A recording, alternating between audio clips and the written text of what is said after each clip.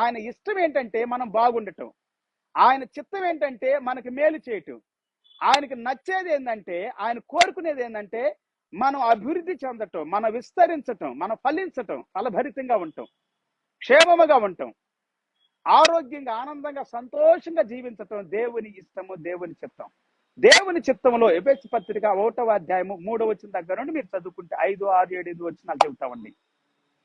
మనమంట ఆయన చిత్తంలో, ఆయన సంకల్ప ప్రకారంగాను జగత్పునాది వేయబడక మునిపే దేవుడు మనల్ని ఏర్పాటు చేసుకున్నాడు. ఈ జగత్తంతా, ఈ భూమి ఆకాశాలన్నీ సృష్టించబడక మునిపే సూర్య చంద్ర నక్షత్రాలు, గుట్టలు, కొండలు, లోయలు, సరస్సులు, నదులు, చెట్లు, పుట్టలు, జంతువులు, పక్షులు, పురుగులు ఏది సృష్టించక మునిపే.